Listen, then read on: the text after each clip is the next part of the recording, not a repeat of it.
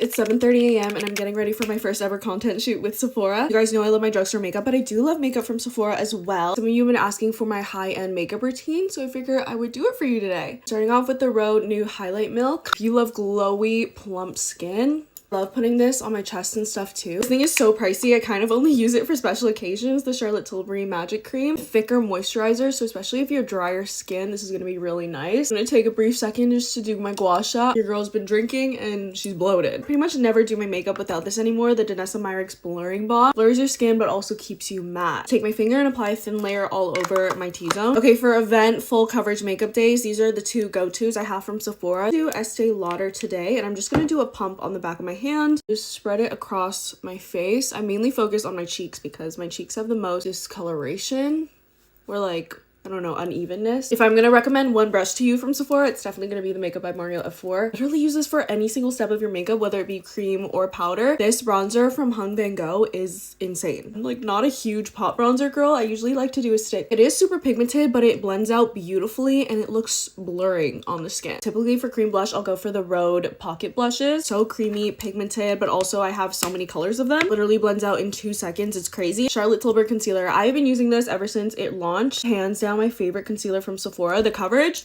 insane. And also it wears just beautifully throughout the day. For powder, stay it with me. Huda Beauty Easy Bake. One high-end powder I'm going to be using for the rest of my life. It is most definitely going to be this. There are not a lot of powders that actually keep my makeup in place all day. My concealer crease free and also keeps me matte.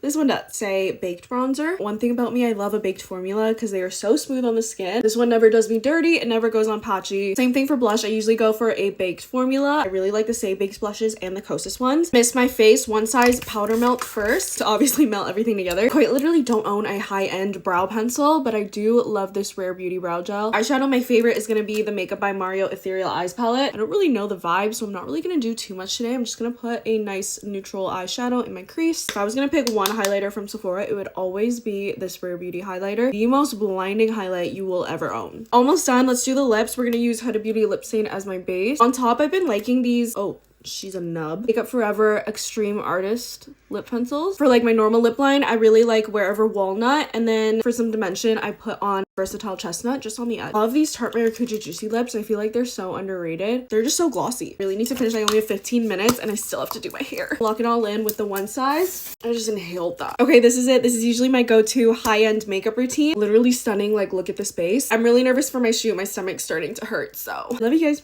Bye.